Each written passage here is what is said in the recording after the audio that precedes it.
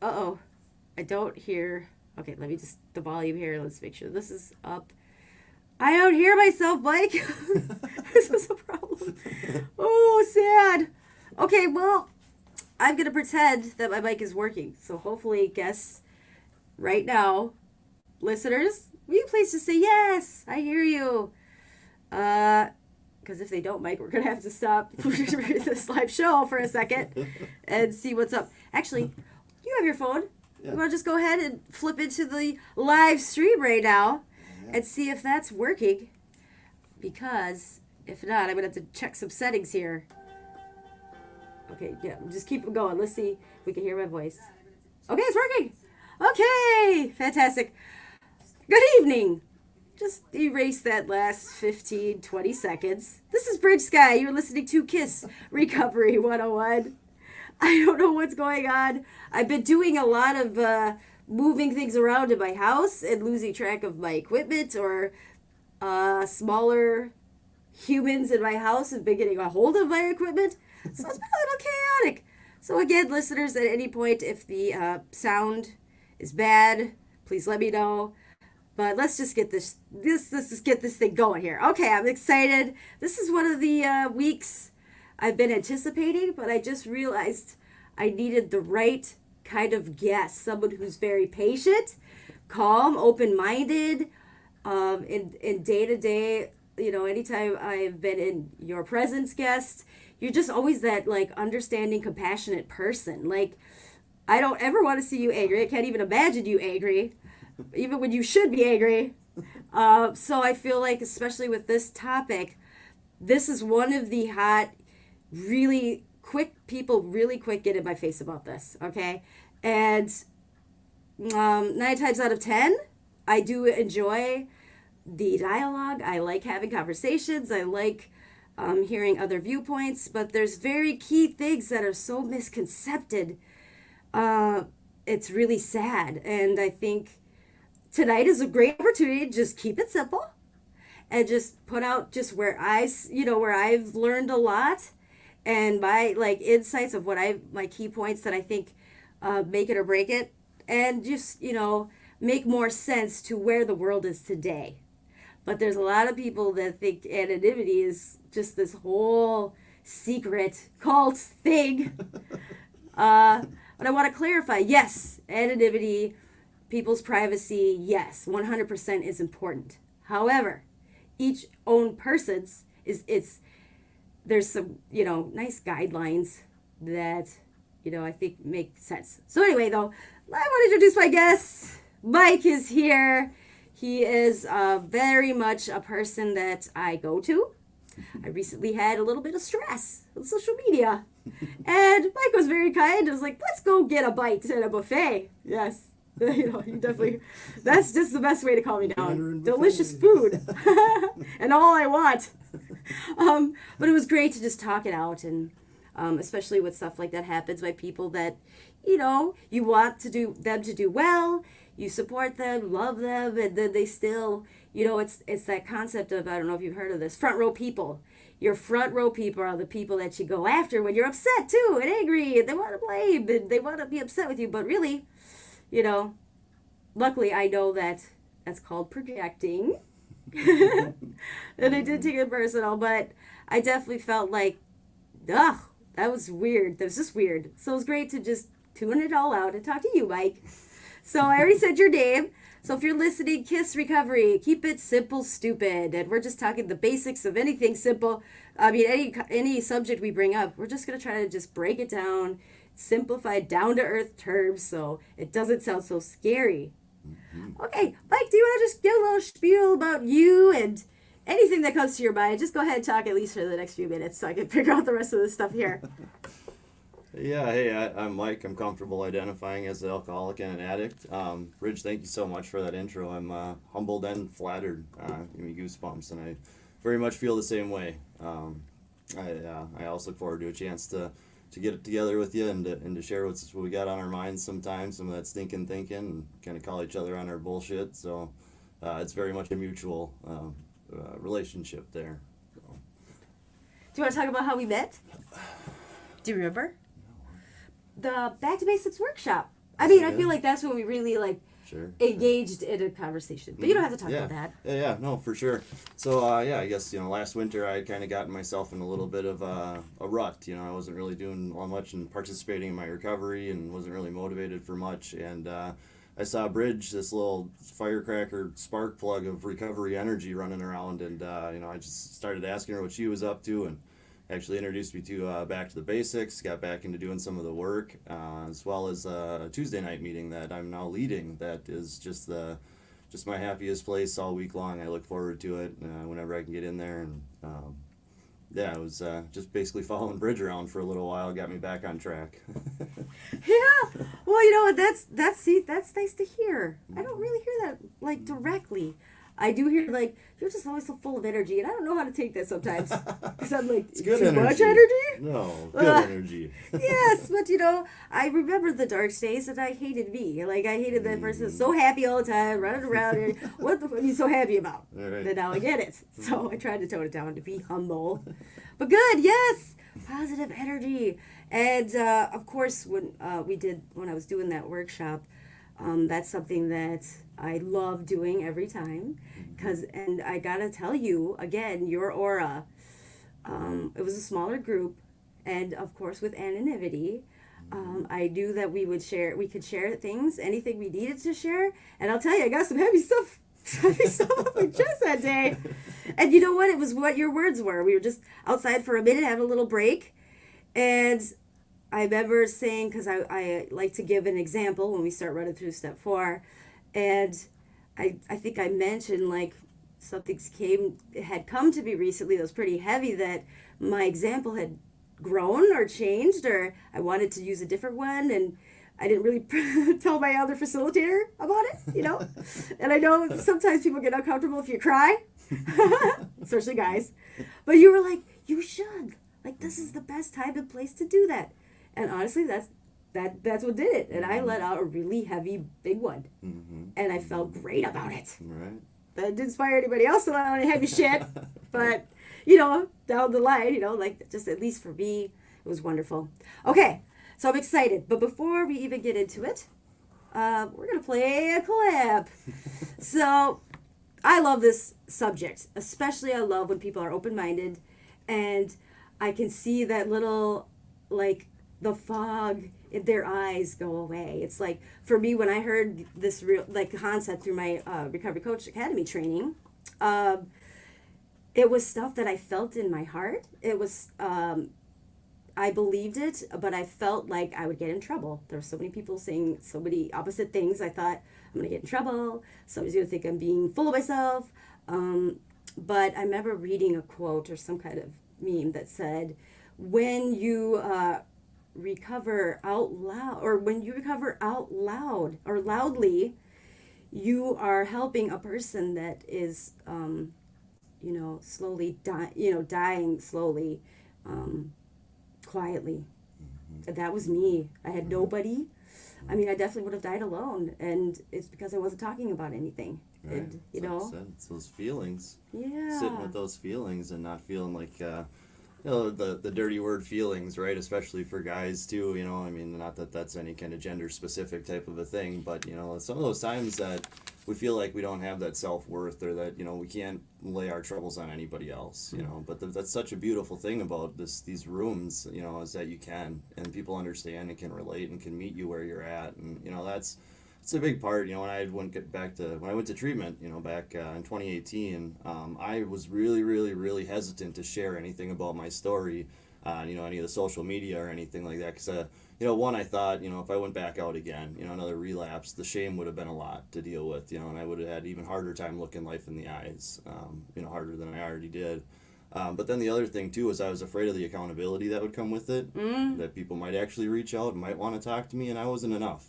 I didn't want to solicit anybody's feelings or any of that, because I was still trying to figure out my own.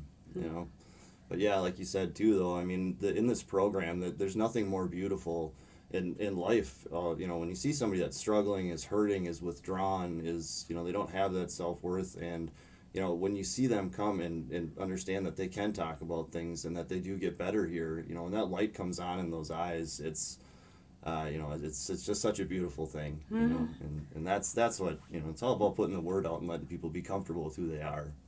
Oh my gosh. Yes. And so that was something I remember, like getting through those first milestones. In that moment, getting them, I felt so great.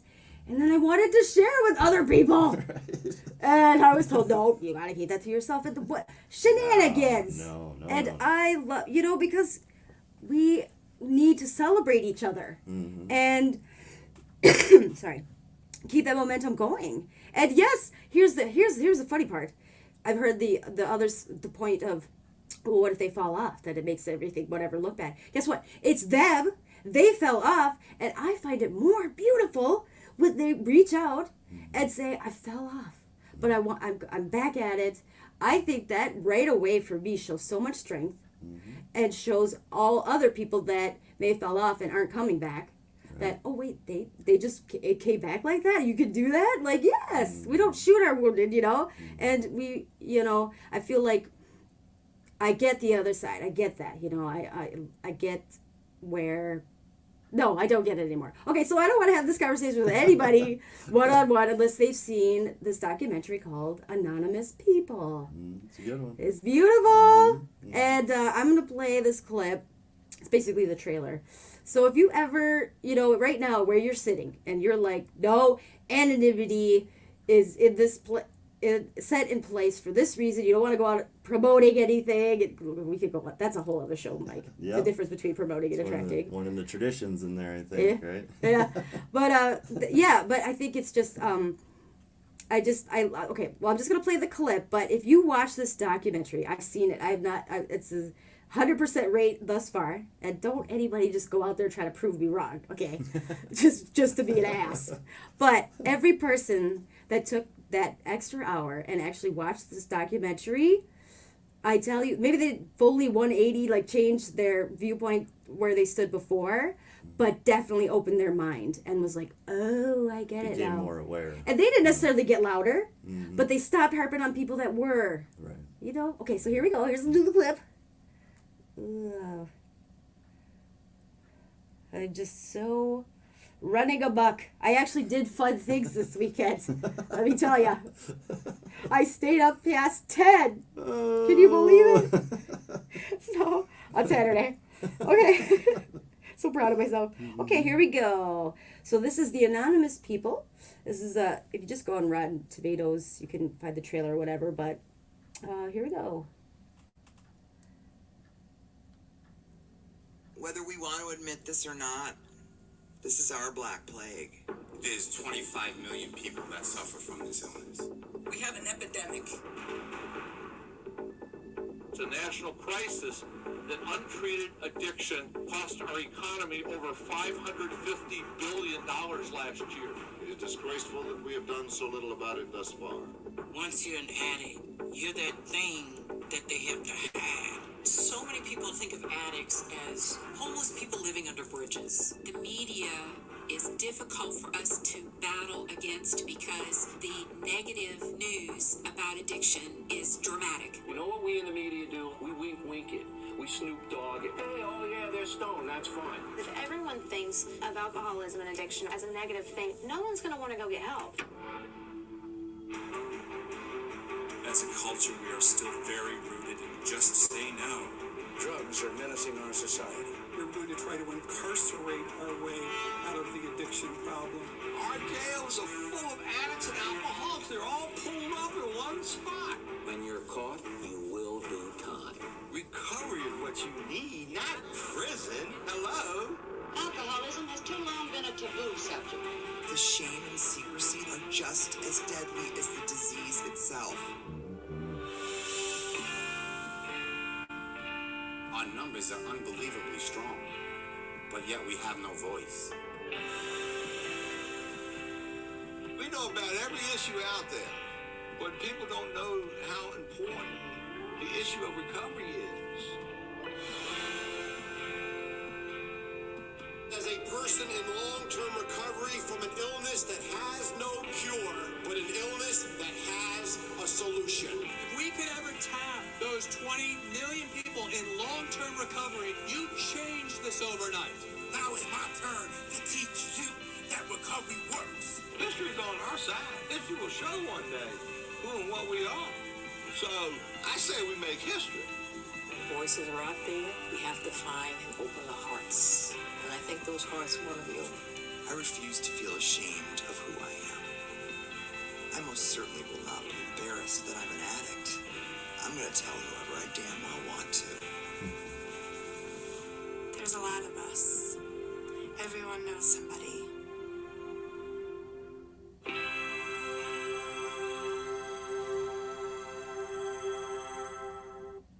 Isn't that beautiful? That's powerful. I seriously get goosebumps every time. Yeah. And yeah. I literally, like, I've watched it, I don't know, a few times. I still cry. This just hits me so hard. So go ahead, Mike, I'm sorry, I've been dominating. Will you go ahead and just, right now, off that clip, or go ahead and share your viewpoint on what, Recovery Out Loud means, or what anonymity means, or just what you thought of that clip. Or you've seen the documentary, correct? Mm-hmm. Right. Okay, go ahead, talk. Yeah, well, that's powerful. Just waves of goosebumps on that one. Well done, too. It's kind of call to action as well. That's the thing, too. So, like, I guess for me personally, like, I had a hard time. I suffered in my addiction for a long time, and, I was ashamed, and I was, alone, and I was unique, and there wasn't, it's one of those critical uniqueness things. I didn't want to reach out to anybody because, part of it's that accountability, I think, that I didn't know that I could do better or deserved any better. It was just kind of that was the status quo, for 20 years. I mean, people that don't know me, my stories has a lot to do with anxiety. It was a very general anxiety disorder that showed up right around the time I was about, probably 20 years old or so.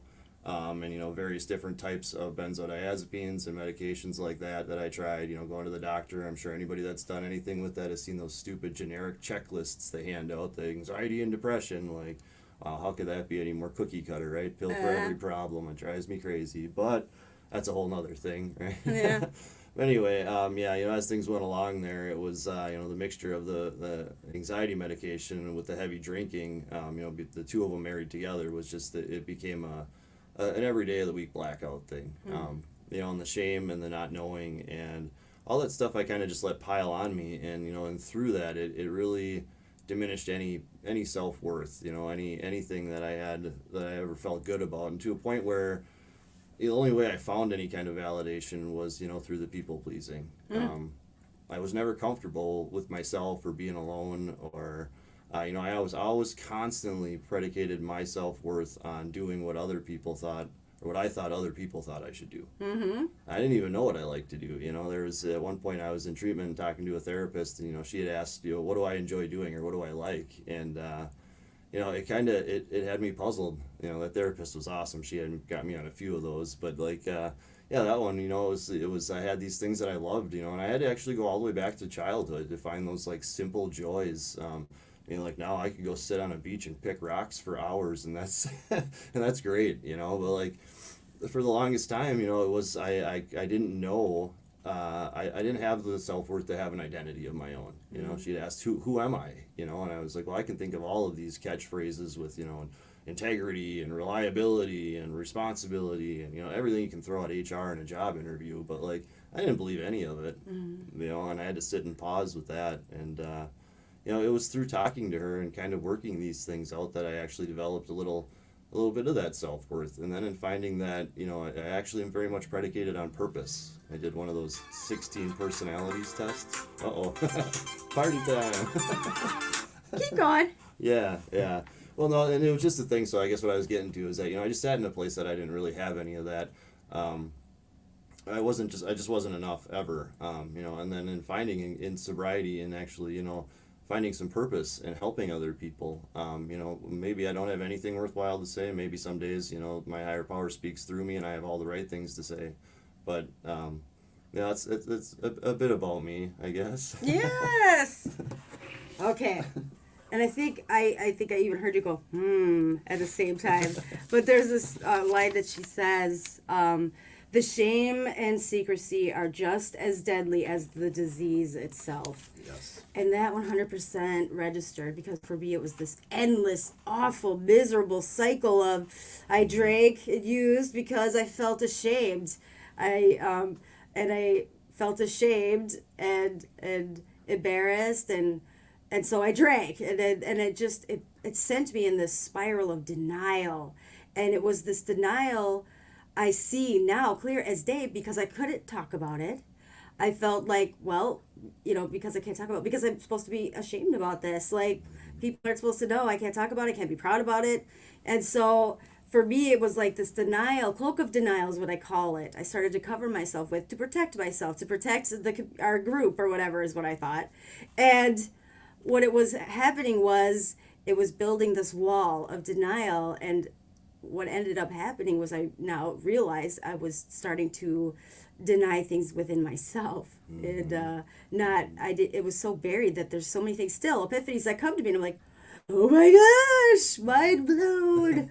I didn't even realize because I was so busy protecting myself that I didn't even, want to go deeper into myself to realize this is what I was doing, so, but yes, Brene Brown, I say this a lot, she said it beautifully. You take a petri dish and you put secrecy, judgment, and lies in that petri dish, and that grows shame.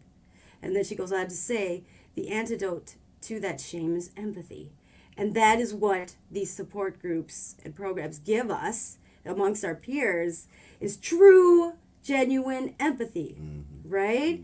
And that's why, anonymity is so important in those rooms. And, for me especially, when I was a newcomer and when newcomers come in, 100%, and come in, go back out, come in, go back out, any conversation, the meeting before the meeting or the meeting after the meeting, anything, all that always stays between, I just know that, Now, there's a lot of people out there today that like chaos, okay? They like to disclose things that to me seems like common sense. You don't just go around sharing other people's business. I mean, that's just common sense. Right. Gossip. Right. So, at least within the meetings, everyone knows, we say whatever we say right at the beginning so that you know that this stays in this room. However, outside of the room, I'm telling you right now, if you're new, watch yourself, okay? Because that doesn't necessarily apply outside those rooms. But I feel like, yes, it's so important, especially with some of the women that I work with that were very much like me. And there was so many heavy, deep stuff. And the only way, I had to have those safe spaces to get them out. Or I was dying. I was definitely dying alone. It's a shame.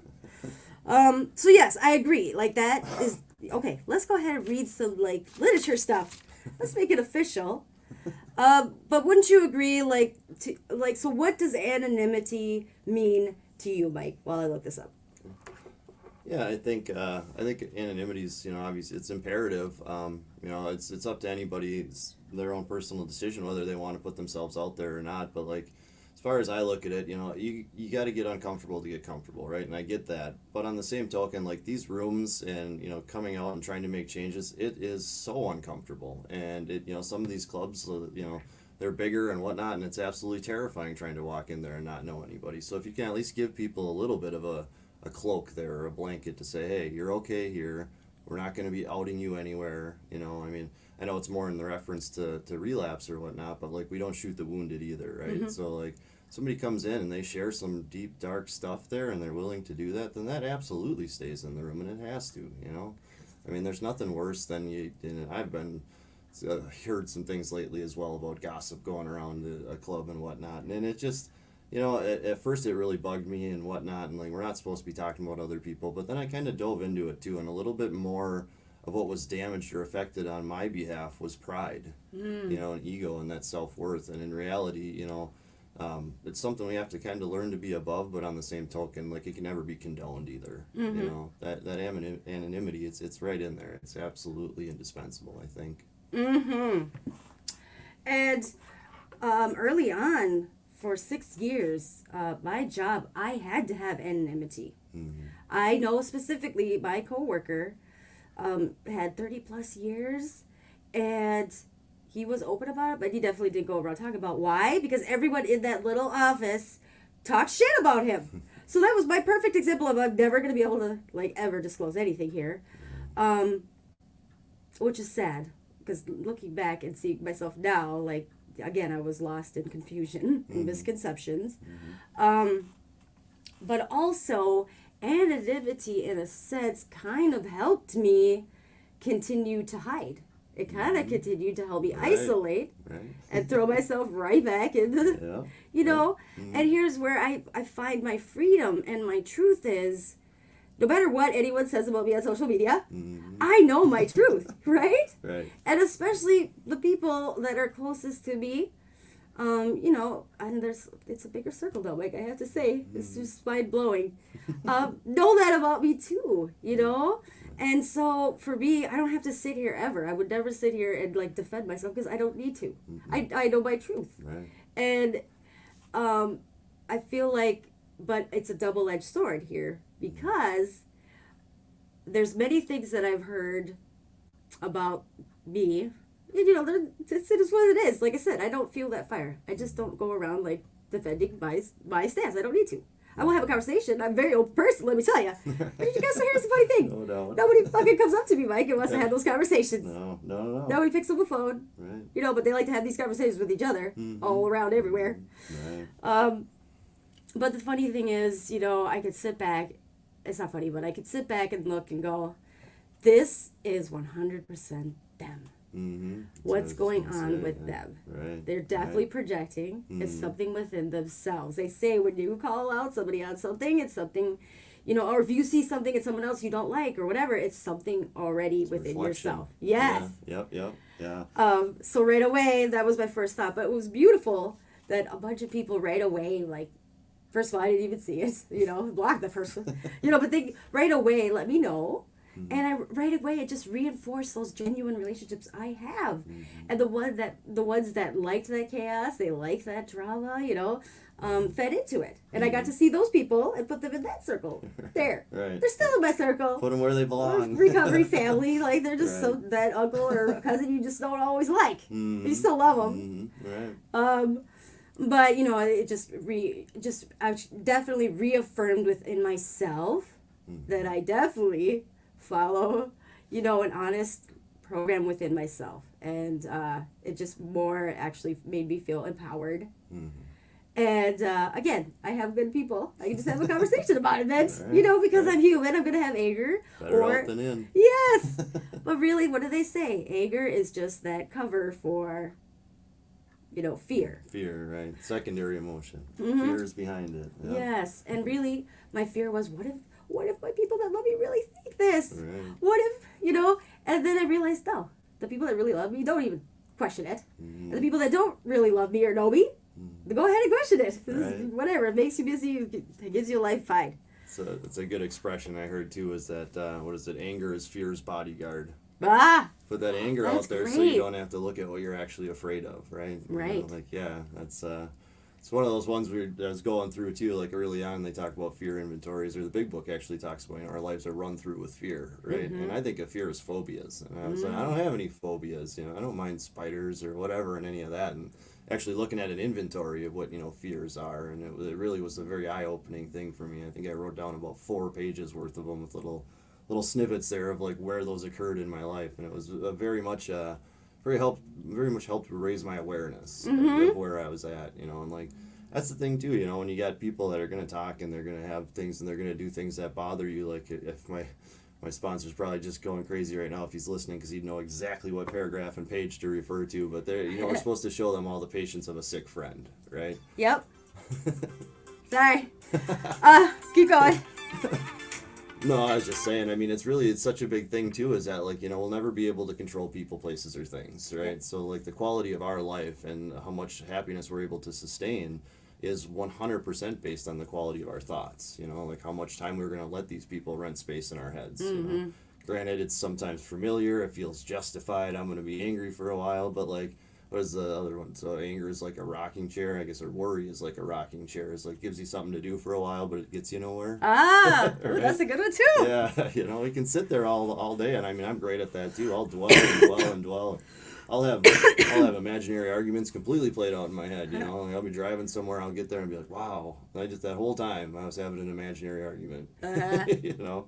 So, I mean, yeah, I think we all do it, but it is something that it's this, you know, in the program and working the steps has raised that awareness within me to be like, okay, now it's time to knock it off, you know, pray it away, whatever I need to do to work through it, but get rid of it. Okay, and this is just going to make me sound like a big cheese ball, but like you just brought that up. Like, yes, at the end of the day, that person is sick. You know, it could be mental health. It could be just stress and anxiety, overwhelmed in life, okay? It doesn't have to be some big diagnosis. But the other word instead of projecting I like to say is distracting. They're distracting. I do that. I'm a victim of that, you know? I will help everybody with all their problems. Then I don't have to really sit down and do my financial budgeting problems. Right. You know? But, no, but what's truth is, literally it took me all of that night going to eat. You know, there's that halt. Are you hungry, angry, lonely, or tired? Yeah, I got that on my fridge. Yes! I love that one. I ate all of the foods, and by the end of the night, and I woke up the next day, I was fine. I didn't even think about it. You know, of course, through the rest of the week, many people still said stuff. But it was fine. I was in a good place, loving place then again. And I just realized I wasn't even upset that it was put out there. I feel like that was great, because now she will get support, hopefully. But here's another thing. It just made me, you know, I was getting a little rusty on those boundaries, especially with that person. Healthy boundaries. It just made me just dust that, you know, get that all nice and shiny again. Here's that boundary, and I'm going to make it a little permanent now. Yeah. At least for a good amount of space and time. You know, it's not like people pleasing in the sense of I want her, you know, not for her not to think I'm mean. For me, it's more of this, I was her, right? So I feel that compassion sometimes and empathy sometimes so immensely that I keep giving them that leeway and that leeway and that leeway. But they just keep taking and taking. Right. And so, I got some great memes tonight, Mike. Nice. But you know, and then this is like it. Like, this is the final time I let you push the line. We're just going to really take a good pause and sit back. And I know she's okay. Like, I know that I checked in with her peoples and, you know, she's good. But again, I'm not going to here's the key word. I never reacted, but respond. And I did respond, not directly to the person, that's just go give her more fuel, whatever. But I definitely respond with anybody else who came up to me in a loving way, because I genuinely meant it and I feel it. And I feel like it will be a lesson for everyone. I already learned my lesson, Mike. Right. Stick to your damn boundaries. Yep. Okay, so we heard 2 alarms. First one was, I forgot to tell anybody listening, please interact. This is a live show for a reason. I want you to ask questions. I want to know your opinions. I want to know your viewpoints, insights, especially on this topic of anonymity. Now, yeah, throw those tough questions at us. Yes, but then guess what, Mike? The hot seat alert went off. Oh boy. Now, before we do that, though, I do have to state, so there's like, you know what a tradition is, right? So many different cultures, traditions, and holiday traditions. There's all things that, you know, represent, but there's specific traditions, let's say randomly pick number 12, that says that we believe that the principle of anonymity has an immense, you know, spiritual significance, and you don't even have to put spiritual. You just say an immense significance in a lot of different things. But it reminds us that we are to place principles before personalities, that we are actually to practice a genuine humility, one of my favorite words. Yes. And this is, you know, that's basically it. I mean, that's the long form too, by the way. So again, I could break down. You love that Tuesday night group, right? Yeah. Because you just break down like literally one sentence. Everybody's can share all their viewpoints and insights. And I always got a notepad. Ooh, that was a good one. Ooh, I never thought about it that way. Ooh, I should, you know. But even if you're just breaking that down, you know, yes, okay. And I'm questioning a lot of things, you know. Yes, I post on social media, but I've already done this, and I know. So I sat back and put a thought in my head. Why, you know, is this information important? Is it a message, right? Is it a resource? Is it me putting my hand out and, you know, is it for the point of another person, you know? Or is it because I want to do a duck face selfie? Look at me, I'm amazing. Right. I don't know. I actually haven't looked at my Facebook in a while. I don't know. But Oh, actually, last night I did. I was like, I went to a concert. It's so cool. Okay. But when it comes to definitely, like, I have a lot of private groups, especially my women's group on Monday. We like to post stuff that's going on. I do a lot of the posting. Why? Because I'm out there. I'm doing the things, and I think it's important. I also make sure to share our meeting information. Here's the best part, Mike, because sometimes I do question myself. I like to eat that humble pie, right? So just a slice a day. Gotta be able to laugh at ourselves. Yes, but I've had so many times now, at least, a dozen times where a woman came back in and just said, well, it's funny when she even says my name because I forget the stuff that I do sometimes. It's just like, but because of Bridge's post, or I saw this flyer, or whatever, but she says my name, I was able to come back. And this might have been a year ago, and I'm like, oh, cool, okay, so yeah, that's why I do it. It's really annoying. I don't even like doing it at all. It's like I'm terrible at posting anything that I do, but in that sense, they're absolutely right. What is the principle behind it? Okay, and social media. Yes, I post pictures of my kids and all that thing, but in the sense of recovery, I try to be very mindful of what I'm putting out there. And I have shared what I've struggled, but I feel like that is so important because that's how we have real connection in this world today. Okay, the other big thing, you chime in on this. The other big thing is with this thought process of anonymity and this book and all that was written was how many years ago? A lot. A whole different day and age. There was no cell phones, okay? There was no, when you got together, like you could have trucked miles on your horse. Just kidding, I don't know. But to get together. And so, and there was reputations. Your character was on the line. That, that's why it was so important that it wasn't all about radio and, advertisement. It's a totally different world now, like, okay? Right, yeah. And so my stance, or just where I sit today, for me, anonymity, yes, in those rooms, especially when you're working one-on-one with someone, that stays there. However, what I do in my recovery, I'm proud of. Yeah. Right? Yes, I'm exactly. finally one of those people that I saw something in that I've always wanted to be. I'm that person. So why would I want to sit and be quiet about it? And again, as a mom, as a woman, okay, I was 21 when I went to my first meeting. 20 years ago, I didn't know there was nothing out there. I didn't know there was women in the program. I didn't know that I didn't, because it was so well kept, in the basements of churches, I didn't even know that where I'm sitting today could be possible. Right. But it is thanks to those folks that were able to, I love this topic. The other thing is, never ever feel by any means that I'm saying you have to share anything and you have to be proud and loud about your recovery. Absolutely not. That's each person's individual Absolutely. decision, right? Yes. And but don't be hating on the other ones that aren't.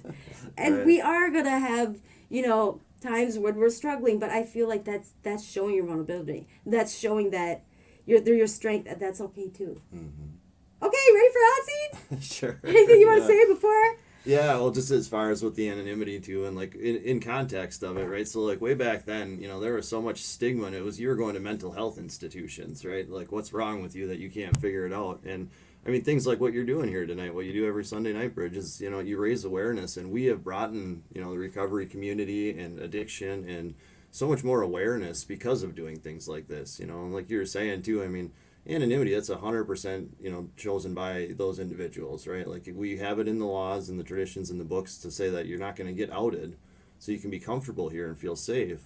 But I mean, if you want to spread that word, I mean, very much like you were just saying, I mean, I had to, I went to some real dark places, there's a whole lot of hopelessness, and there's plenty of times that, I didn't really think that there's any reason to keep going on, and then to be here now, and blessings every day, seeing those little miracles all the time, finding purpose, joy, maintained happiness, like that's why I feel compelled to put myself out there a bit, and I know, I mean, anybody that knows me on Facebook probably knows that I've share more than I need to. But, I see a funny meme, I'm going to share that thing. Yes. You know what? The world is too damn serious all the time. So you get a quick giggle here and there. I'll take that, a quarter of a second to hit share, and of course, I love the wisdom that comes across too. I probably inundate a lot of people with that as well, but it's, the thing is, like, it's just if it hits one person, if only just one person, then it's well worth the time, and it's not putting anybody out or putting me out or anything like that. And by all means, on like social media and whatnot,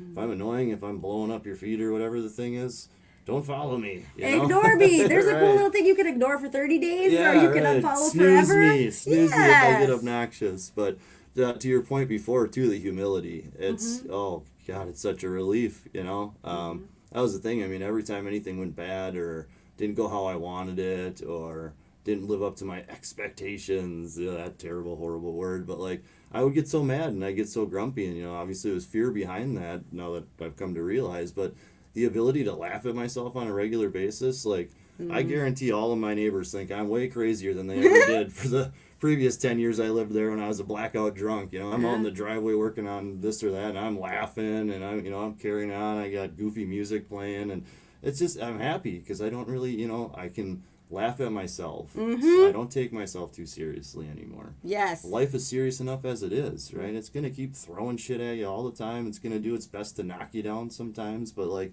it's about having that ability to laugh at yourself, to humble yourself. That gives you an actual opportunity to maintain some of that happiness. Absolutely. And last night at the concert, my friend laughed at me too. And we laughed together, and I'm tripping on my heels. I was like, yeah, I did that, totally clear-minded. Yeah. I'm just a klutz. Right. So, okay, here we go. Sound effects. They got to come up. So, you didn't look at the questions, did you? No, I kind of tried to peek, though, Okay. to be honest. Oh, dang. Shit. Is that Unsolved Mysteries? Oh, that show used to terrify me as a child. X-Files. X-Files? Oh, boy. And I like it because it kind of, I feel, sits right. Oh my God. You know what I just did? I was trying to jump into the music. Like, okay, everybody just pretend that didn't happen. One of my favorite sound. That is not the correct sound effect, but I'm going to go with that. You know why? Yeah. I don't have the fire sound tonight. So Oh, wait. Oh, no. I think I do. You're just throwing them all at me. See, I played the headphones. Boy. See, normally I could, like, tune it into just that sound and stay focused. Just to set the stage, too, she just pulled out this, like, 14-inch spotlight over my head. It's an incandescent bulb. It's very warm. I just lit the fire over there. Hot coals. That might be, if you don't answer correctly. Right. Oh, gosh. I didn't have time to prepare for this. But I actually did fun things. And so I just did not focus until very last minute. But here, let's correct that. Okay, there's the fire. There we go.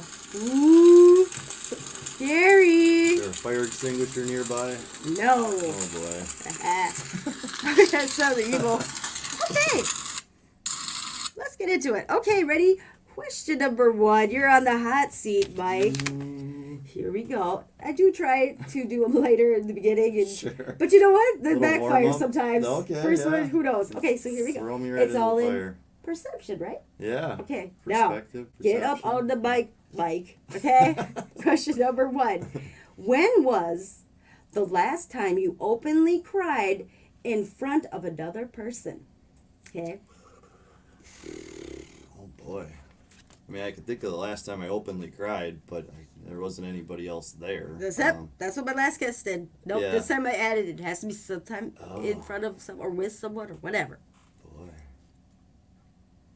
I mean, I'd have to go way back. I mean, when I put my dog down, I cried like a baby. I wailed in my kitchen, and I had some really good timed phone calls from my family and talked me through. I could barely get words out, but that one hit me hard. I just cried in front of another person. And I don't want to try to, like, make it seem like I'm some tough guy that doesn't have feelings, but I think it was probably when my grandma passed away. I mean, that was a decade ago. I mean, I was still in active addiction, drinking then. Oh my goodness, it's already mean time. Okay, that's okay. Keep going. Yeah, no, that's I'm trying to think, but I mean, yeah, in the last 4 years, I mean, I've been to a couple of funerals. There was a friend that overdosed way before his time. I still beat myself up for not reaching out to him after I got sober, feeling like I should have, Right. but I went to that alone. I cried in my truck afterwards. Yeah. My aunt passed away, but oh, it's this crazy Ukrainian ceremony. I don't want to make light of it because she did pass away, but it was a very awkward situation. It wasn't really the traditional mourning, Christian type of a send off or anything like that. So, yeah, I don't know. Probably about a decade ago. Okay. And I want to say, well, that's typical of males, but here's the thing. When I really thought about that openly, okay, so this last week I've been in this intense training with Alexandria House. Domestic violence, domestic abuse and sexual violence. I'm trained to be an advocate. Mm-hmm. Oh, goodness, like, it's heavy stuff. Oh, my gosh. Does it count if I was on the phone with somebody crying?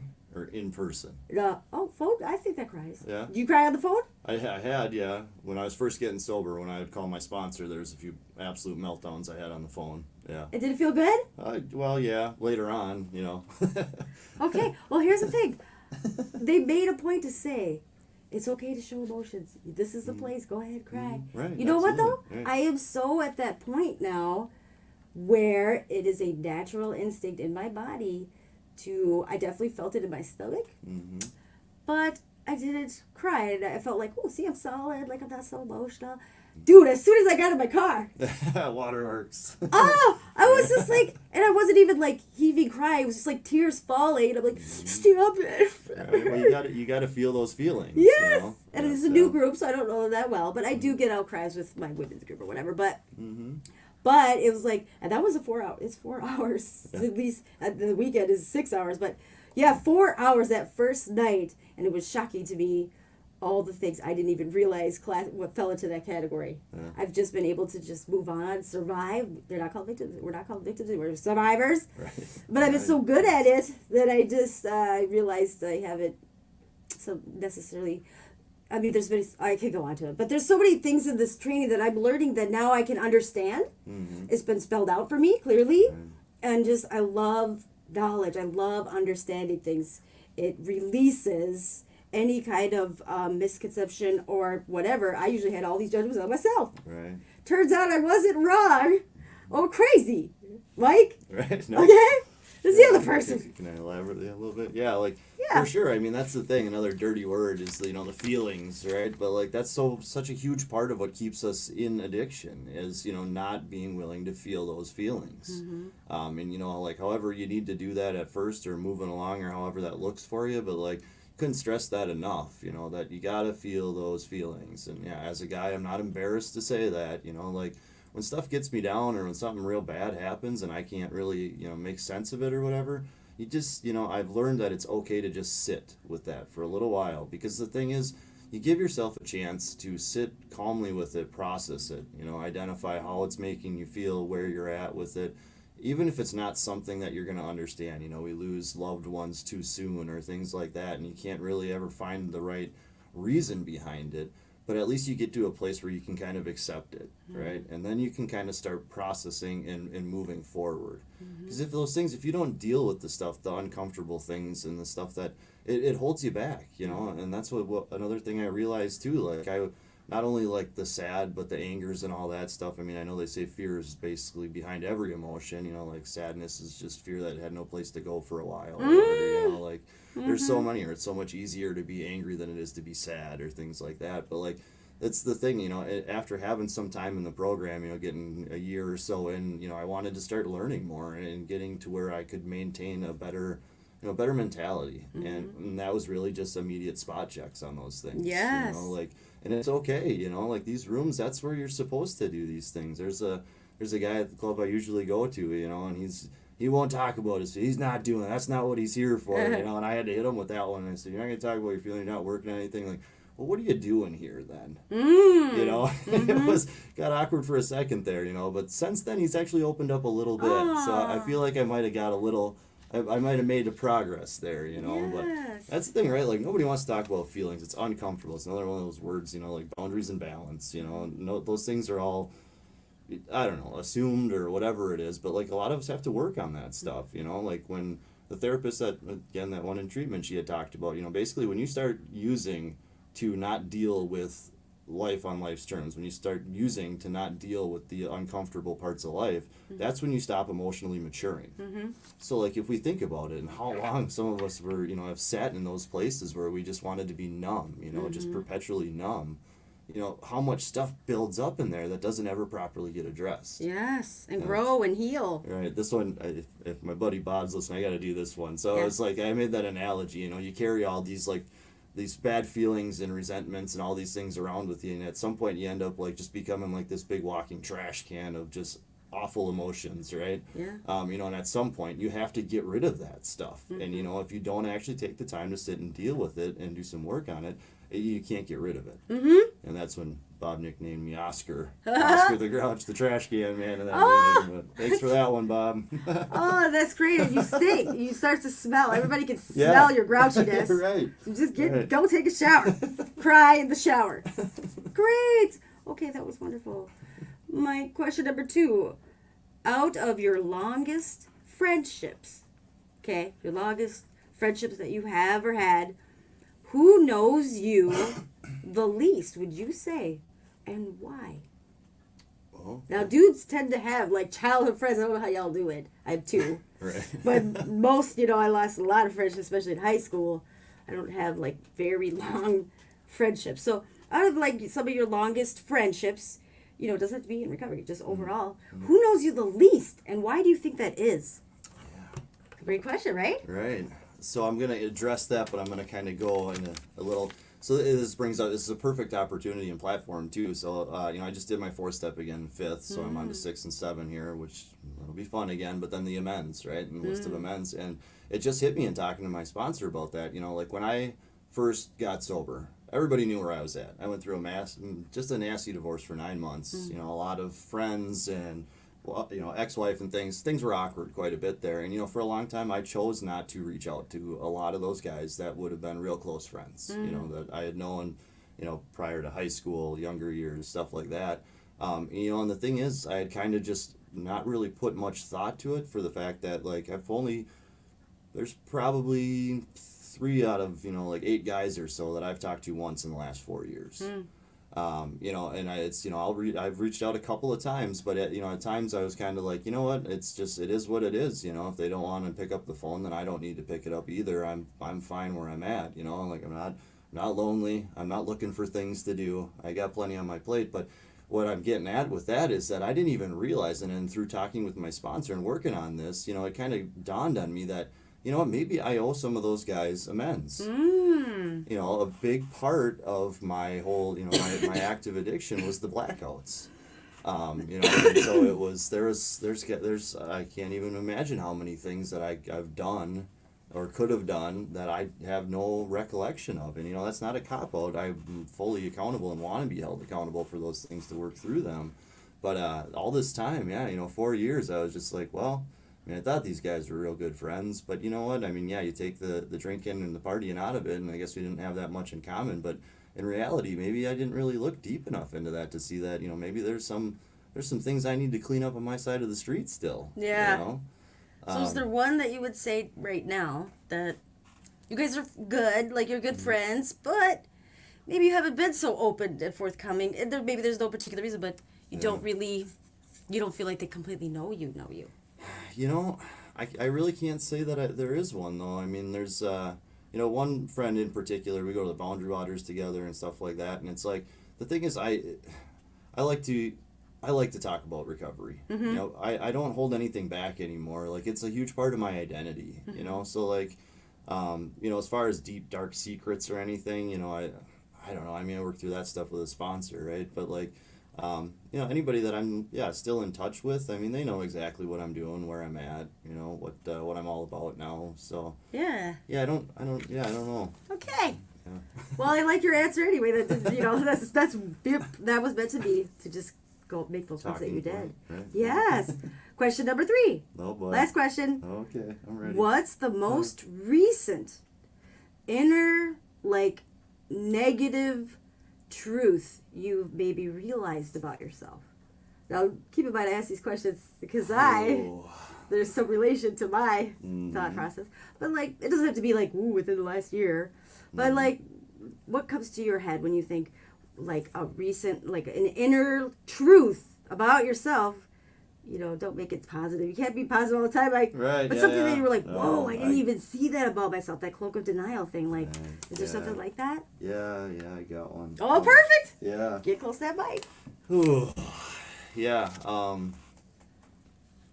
So yeah, as I had mentioned, I had done my my fourth step here recently, and so I definitely had to work through. It was such a just a beautiful thing with my sponsor. It's very much a give and take. 2.5 hours on the phone. I think I had like 13 lines or something on there, but I mean, it was just we just chatted, and that was the thing. Like I need to have a sponsor. I need to have people in my life that call me on my bullshit, right? Because I do my own stinking thinking. Let me grab control of this. I'm gonna figure it out. And it was, like I was reminded early on, it was my own best thinking that got me into the rooms of AA. It's kind of twofold, right? Because I'm blessed now that I've sobered up and found this program, but I thought I had it all figured out all this time that I was struggling and having, nothing going right and this and that. So, but yeah, in that steps, there was, I don't know if I want to go there. Yeah, so there's somebody recently that, I had to look at it, and I actually was dishonest with them, lied to them a couple of times. And, it really fucking, sorry language, it really floored me. Because my first thought in the whole situation was I was wronged. Why wasn't I treated the way I expected to be treated? Again, expectations, just future resentments.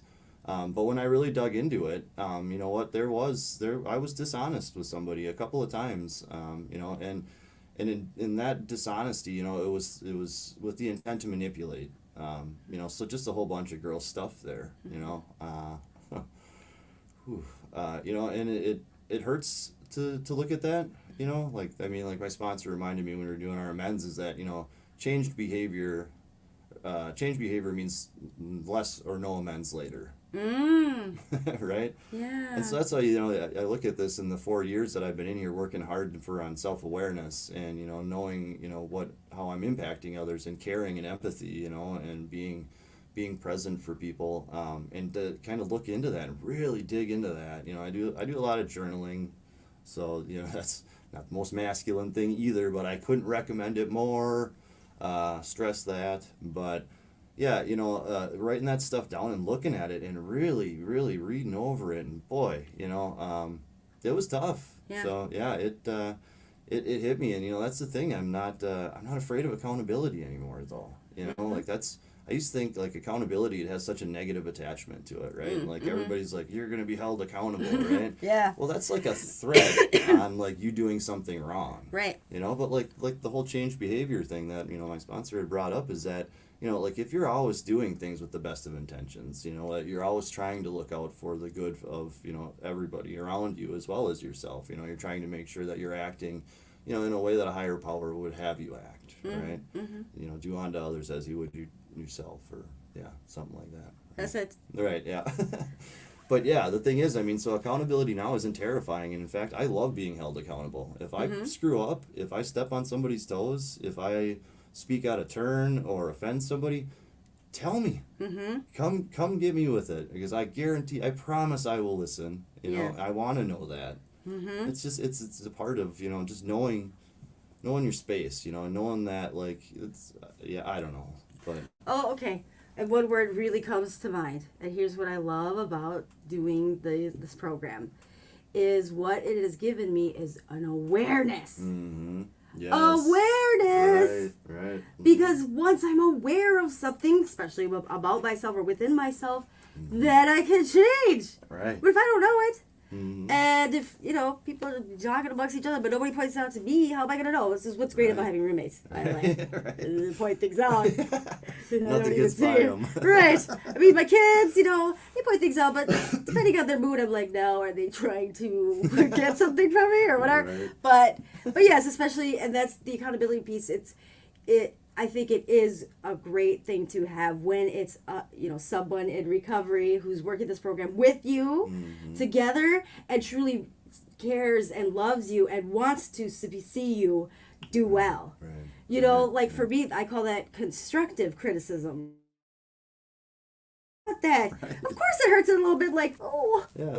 I'm not perfect. Yeah. I thought I was the nicest person in the world. But then I like to think, oh, but here's okay, this is weird. When I feel icky or something like that, a red flag goes off in me, in my gut, I'm almost like excited. I'm like, ooh, something's going on here. I need to process it. I need to sit down and figure out, dig deeper, go deeper into my conscious whatever. Yeah. Sometimes it takes a couple days. Sometimes it takes a couple weeks. And sometimes I fucking just give up. I process it enough, and a week later somebody will say something, and whoop, it registers. Like, oh, so yeah, it's just a wonderful opportunity for that awareness.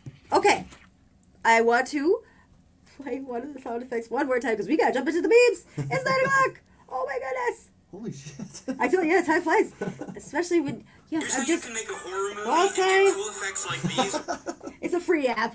It's freaking, you have to take those advertisements along with it. Don't do it again. But yes, see, I love talking about recovery too. Seriously, it's just so hard not to.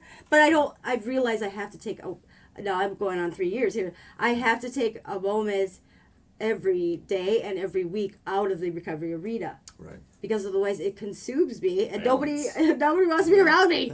Right. But what's wonderful is this new group that I'm doing this training with, okay? Oh, last note on anonymity. Here's the best part, Mike. I'm so happy that this has been an epiphany for me. So none of these people do I get an indication that they're in recovery, right? And I realized, okay, I make a point not to hang out with normies, right? They're just not deeper people. Right. But that's bad. That's bad because they're not hearing my truth. They're not seeing the good sides of recovery, like all the things that, is positive about people in recovery. Right. And so I had this great opportunity. Finally, the facilitator was like, so what is this certified peer support thing? What is that? I'm like, so I'm a person in long-term recovery, and I support my peers. And she's like, so what is recovery? I'm like, oh, funny you should ask. Yeah, she opened the door. There's a lot of things you can be in recovery for, but it specifically started with substance use disorder, right? And of course, we had this conversation, but it was in front of the whole class, of course. But it's been great because now I notice, especially when I share something or I'm talking on insights. First of all, I didn't realize how much knowledge is sunk in on trauma, but I get to speak for our community, like in a positive way, by all means. But I get to enlighten them on our side, Mike. Right. Yeah. And I feel like I could just see it in their faces. Actually, I've had a couple women already come up to me, in between our breaks. Hey, so what is that DBT stuff you were talking about? Or, what meeting is it, group that you go to? Because I'm just sharing my experience, lived experience, but also what I've seen. But I feel like it's shining a light on, like, this disease, this addiction was born out of pain. It was born out of trauma. Right. And this group understands that piece. So I think it's registering, I wonder why people would want to run away from that, escape from that, or, get locked up in that. And then to see someone where not only, I'm in recovery, but I'm also making a point to service, right? And now I'm really trying to up that level, and I want to be useful and give back, especially to those places where not people necessarily feel comfortable doing that, or have that experience, or for whatever reason, I want to be useful at the, my capacity, right? I mean, of course I love service in all capacities, but I feel like if somebody else can just step in and do that, I want them to do that, but I want to step in at a place where I'm more needed, or, whatever. Okay, sorry, let's play this funny one. Meantime! So listeners, we are going over, but I'll tell you, if you shut off your phone or your earbuds right now, you're going to miss the best part. You're missing out. Of the podcast. We're not done yet. It's live Facebook me time. Right. And I got to tell you, it's been an interesting week. I didn't have a whole, usually I have more funny ones than anything. So I can definitely tell where my week's been. As we were focused on more deeper. Based on the memes that kept pulling up. Oh, this one means something this week. Okay. So it's struggled a little bit, but it's good because, again, this podcast for me is like this great way to review my week, because sometimes my weeks, I do so much stuff in all different, whatever aspects that I don't even remember or realize. And so it's a great check-in. And looking at my meme selection. Yeah. I wasn't screenshotting a bunch of them, and the ones that I did were more heavier. So here we go. Yeah. Again, live Facebook meetings, you know what it is. You've heard the show, but anybody listening, you get to see it, listeners. That's the best part. I figured out how to flash them to you as well, so Mike doesn't have to describe them too in detail, but definitely for the people that... Jason, they have an old flip phone. They don't want the new virtual stuff. They still can only listen. So if you could go ahead and describe the meme, and then like Facebook, you will react if you are so encouraged to do so. But thumbs up, hearts, laugh out loud, and then you can comment too. Or again, you could just state, you know what, I'll just skim over that one. But just so you know, I liked these ones for a reason. I am going to judge you if you just skip over my heart. Okay, just half kidding. So here we go. Oop, okay, now I don't want to get too... Okay, rambunctious. I am so off today. Okay, they're in perfect order. So I'm just going to flash them to you like this. Can you see okay? Yep. Okay. Meme number 1. Mike, describe the picture before you read it. What do you see there? Okay, it's somebody on a couch or a chair there with some kind of a full body blanket, some little tunnel thing to look through, I guess. They have coffee there or something? I don't know. Yeah, it's me as soon as the temperature drops below 70 and I feel a breeze. Yeah. Fall's here! Yeah, right. And I love it because I'm a layers person. All my hoodies are out. Look at, I already got the turtleneck. Right. It's fantastic. Right. So, I like that. Okay. That was kind of... But, I find that a lot of people aren't necessarily cold. Yeah. So what would you react to that one? It's about to get colder. Thumbs up? I'd give it I'd probably give it the ha-ha, the laughy face. Would you really? Let's be honest here. You won't hurt my feelings. No, I would give it the laughy face. Okay. Just because the goofy thing they got on, I don't even know what the hell that is. It looks alien. Right. And I think you can actually buy those. Somebody knitted that. Okay, meme number 2. Oh, it's a list of words. Go ahead and read through this whole thing, right? Yeah. Try to use a voice, too. Right. When you get to the bottom of the list. Yeah. Get right out there. All right. Substitutes for a healthy diet. Pasta is zucchini. Chips is carrots. Milk, almond milk. Rice is cauliflower. Butter, sadness. Cheese, nope. Tacos. This is stupid. I'm not doing it. This is true. And I gotta tell you, with the weather, too, I definitely like eating more voluptuous, satisfying, salty, savory meals. More snacking. Yeah. Well, I'm definitely, yes. It's not light snagging anymore. Okay, here we go. Meme number 2. Again, meme number 3, words. Go ahead and read that one. A friend who becomes an enemy after a little misunderstanding has been an enemy all along. They were just pretending. Ooh. Mic drop. Oh, yeah. Mike, you want to drop out? What do you think on that one? Yeah, I mean, I don't know. I mean, I guess, like, as read, if there was any kind of a little misunderstanding or, any kind of problem and it was enough for them to become an enemy, you obviously didn't have any kind of a basis of honesty in your friendship. Like, there was something there. Maybe they're just staying close to keep an eye on you, one of those kind of things. Frenemies. Frenemies, right, yeah, something like that. I mean, if there's a little thing and all of a sudden they're an enemy, then... Yeah, they were probably there all along. Right? Yes, and run into the other side. Mm-hmm. And here's the other thing, too, is like, for me, I think people are so good sometimes at putting on this front, right? Mm-hmm. I mean, I do generally will have a gut feeling, but again, in this world of recovery, I'm trying to give everyone the benefit of the doubt. Mm-hmm. Okay? Right. But I feel those vibes. Right. So I just want to believe that they're going to be the best person that they can be, and I do believe that. However... it comes to light, and when you see, yes, if you didn't even want to have a conversation with me, and all of a sudden I'm hearing, that we're not friends, or you're stating that, and you didn't even want to talk to me about it, right? Yes, we were never friends anyway. Yeah. But I knew it, but I never want to,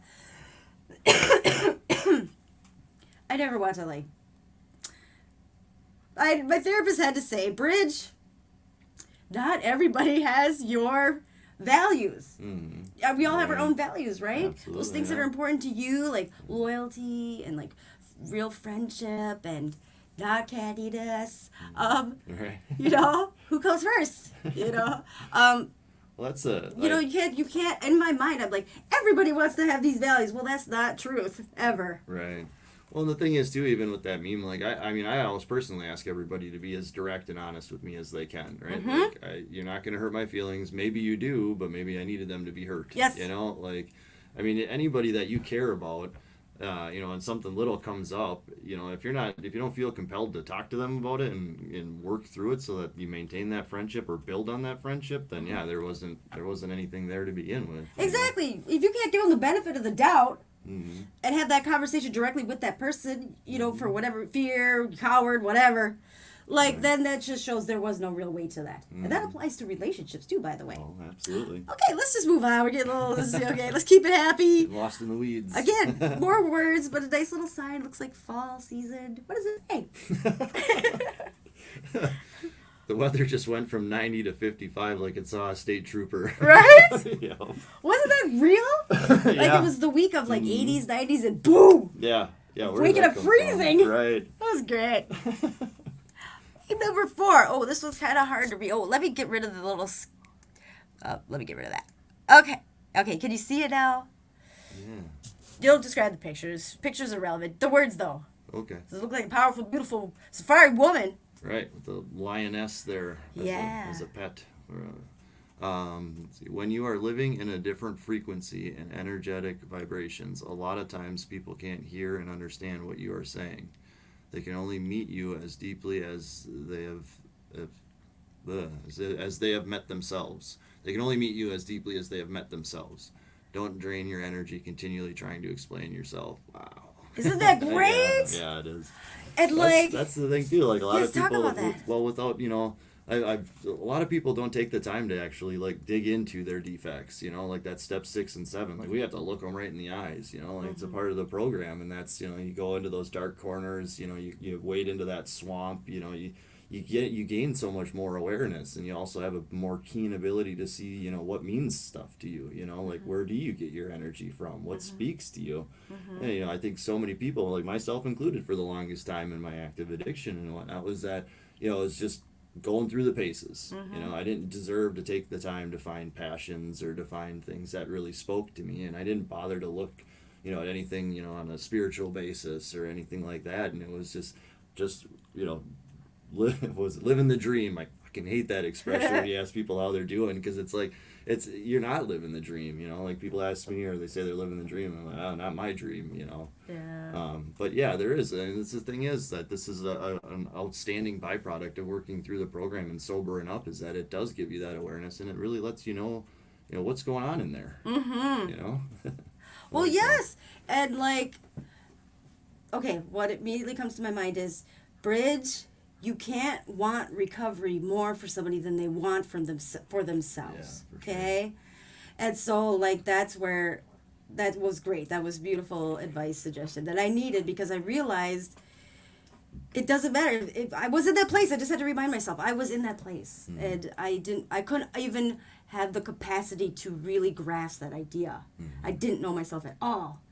And so now when I noticed that, working with women or people or whatever, first off, there's different. Like if I'm working, we have a little contract, a little thing going, that's different. But everyday people that I associate with or acquaintance with, if I realize they're just not on that level, they're not in that same mindset, I'm not going to waste my energy. Hopefully they get there. When they get there, we'll hang out more. But other than that, this is our 1 hour. See you later. Because it drains my energy. Attraction rather than promotion. Yes. Be you. See if somebody, But even with the aspect of the normies, it wasn't that I'm hating on normies, but really at the end of the day, is I find they're just such minimal conversations. And they are. You are stereotyping. Well, I just had Batty on here, and we definitely agreed, and she's not, she's not in recovery, but she is one of those rare normies that run around the prairie that really doesn't like the small talk. We'd rather have those deeper, conversations and talk about real things, real life, but, sure. Most people are just going through the motions and really, thankfully, never went through some deep, heavy-ass shit, right? And so, I feel like people that, like us, that have those scars and have those deeper, roots of things that we've survived from, you could feel that. But you could also feel if people haven't processed their shit yet. So, I'll plant a seed. I'll go let that fucker grow for a while. Okay, I'm getting it down. Again, just words. Okay. Misery loves company, but so does joy. Enjoy throws much better Much parties. better Hell yeah, it parties. does. Right? Right. That's a positive one. Right. And right, yes, the dark cloud people, misery people, you know. Mm-hmm. I don't choose to hang out with them. And I'd rather hang out with joyous people that just want to be full of energy. Whatever. And I'm for not sure. always like that. Can't always But definitely do when I feel like that, Right. you know, Yep. balance each other out. Right. Okay. There's Drake there. What does Drake once said? What did he say, Mike? Drake once said, "You can't talk power moves and life goals around people who don't have the same hunger as you. It will just sound like you're bragging." Yeah, for sure.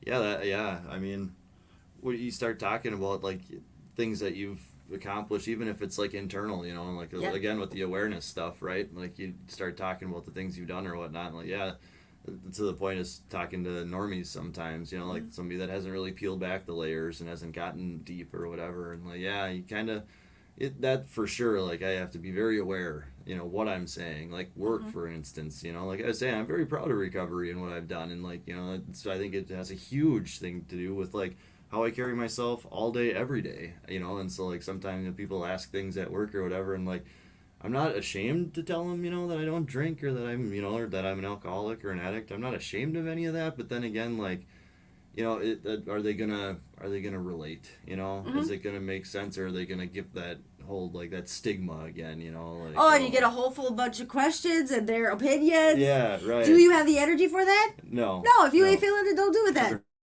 Right. If you have the extra time, they go buy you pizza. Sure, let's sit down and have a conversation about it. Right. You know, but definitely, I think too. Of course, I love that people when anyone wants to ask questions, and I can see that they're in a positive. You know, Right. Sometimes less is more, though. Yeah, and I find that with that stigma, here's the best part. Have you noticed this? So right away when you say, "Oh no, I don't drink," you know, I don't even tell a reason.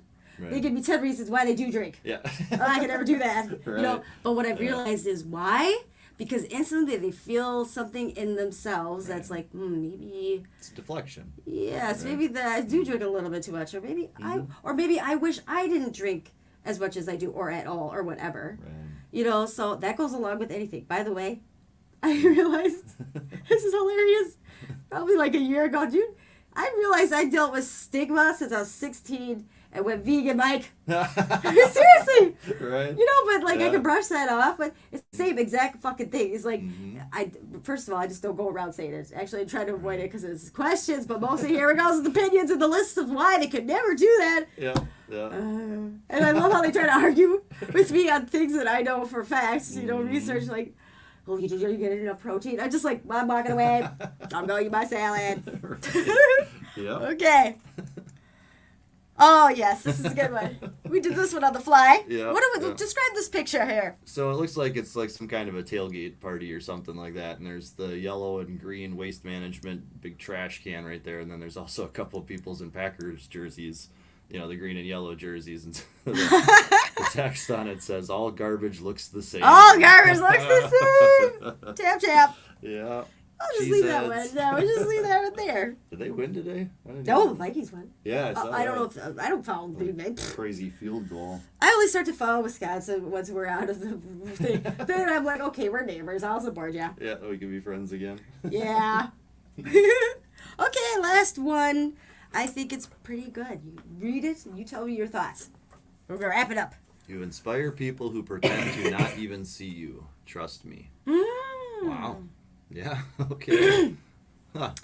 Here's the interesting thing, and I think it's like a perfect way to wrap up the show. Mike, I don't feel like I'm all over the place. I feel like I do post on social media. That's about it, okay? And it's one platform. I can't even stand any other. I just can't do it. You don't post very much But it's, on there. yeah, it's mostly just to, like, let people know what's out there. And, you know, this podcast is what it is. But look, like, there's no pictures, no video. Like, I ain't trying to, like, flop myself around. But I find that, you know, until, like, someone says something like, oh, Bridges, because you did this, or something I said at the Walk for Recovery last year that she's now a certified peer recovery specialist. What? I was at the first 8 people. Right. But, you know, it was the energy. It was the positivity. It was this, like, well, I guess I didn't know, but in that moment, those extra 5 or 10 minutes, we had a conversation, something that I said inspired her. Yeah. So you can't ever know. And somebody posted this, And I'm not going to lie. As soon as I read it, I'm like, maybe, just maybe. Right. But I don't do that. I'm service vigilante, Mike. There's a lot of people who don't even know what I do. Yes. Yeah, I like it. to be secretive and just do my things. And honestly, I'm actually thinking about, well, it has to do with this training, really. It has nothing to do with what's going on here. But I'm getting a little fear-based. There's some scary stories. We just talked about stalking, okay? I'm thinking about maybe cutting some, just getting off of social media, like not even having a profile. Too. I'm thinking about that, doing a ghostwriter thing, right? Then nobody can say nothing, and I can spread all of the stuff I want to, inspiring. Nobody has to look at me or blame me or whatever. But yes, and I think that is true. I think especially if you're meaning well, right, and you're just speaking from your heart and your soul and your experience, and you like you said, it could be coming from somewhere you don't even know. Yeah. But one thing you said, and I can tell you like 20 things somebody probably didn't know that they said, impacted me. Mm-hmm. So, yeah. Yeah. It's motivating. Right. Yeah, so I think about that, and I mean, it's kind of like, maybe to some extent, and to the deflection we were talking about earlier, you know, maybe people have some questions about what's going on in their own lives, or, you know, how they can make changes or whatnot. So I think, yeah, being proud of your recovery, being, you know, visible, being accountable. You know, maybe some people don't want to address their demons yet, but, you know, if you keep putting it out there, you're bound to help somebody, you know. And the thing is too, like with that stigma we kind of mentioned earlier, like, you know, you hear alcoholic, you hear addict, you picture, you know, some guy under the bridge with dirty clothes and a brown paper bag, or, you know, an addict is somebody with a needle sticking out of their arm in a trap house. And, you know, we may have been there, you know, a lot of us have been in those places, but, you know, you don't have to stay there, you know. And it's not, you don't have to get to that point of a bottom before you can, you know, make changes to benefit yourself and to live a better, happier way. Yeah, I love that expression, you know, to hit bottom, all you got to do is put down the shovel. Yes. Stop digging. Oh, trust me. Right. Rock bottom. Yeah, right. Trap doors. I just kept going. Right. Most people would have stopped. I can get deeper. Oh yeah. But on a final note, final insights. I definitely want to say something I took off the. So I do like to do research, just, you know, especially on topics where I like to hear both sides and know both sides. And let me tell you, some sides are just kooky on both things. I don't know. Crazy people. Here's what's interesting. YouTube. There's a couple of them. Like with the first 10 minutes. You know, on the other side of things, they're just saying just false things. Obviously, they've never been through this program or went all the way through, whatever. Mm-hmm. And then, well, I went to make a comment. I finally got fed up with it the first 10 minutes. I'm like, okay, I just got to point out the fact that it's very obvious. Mm-hmm. You never done. Anyway, guess what? Conveniently, comments were shut off. Nobody could comment. Uh-huh. Yeah. So that's obvious, and they don't have thumbs down anymore. Mm-hmm. You can't do that on YouTube. So, like, they're just putting out that falseness. But one thing I did find that was pretty cool, and here's what's cool. On YouTube videos now, you can actually go and grab the transcript. Oh, wow. So in case you misheard something or they miscaptioned something, it's cool. Yeah. So I pointed out that said that anonymity reminds the member to practice a genuine humility when you walk into a meeting. You leave what you are at the door and walk in as who you are. And this translates into practices of not using, so like a judge isn't your honor at a meeting, right? Right. Yeah. You know, a doctor's, you know, as soon as we walk in, it's so beautiful. Yes.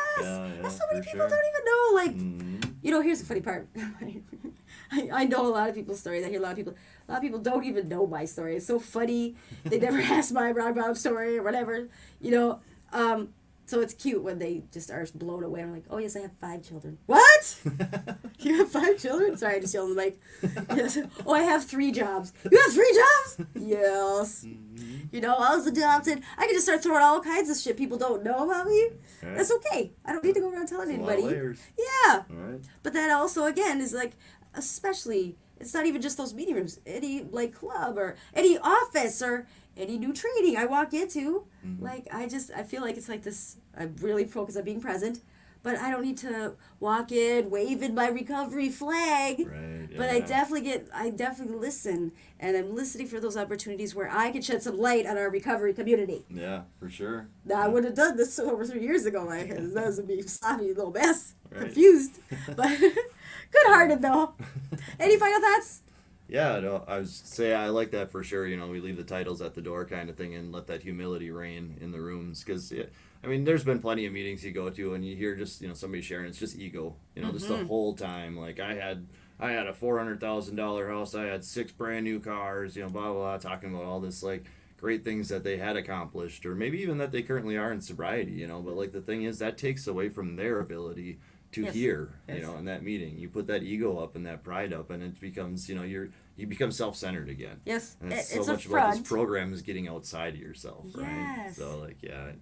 And we smell that bullshit right away. Like, all of us who know, we're like, sounds like he needs to do some more work. Yeah, somebody's got something on their shoe. Get some more service work going there.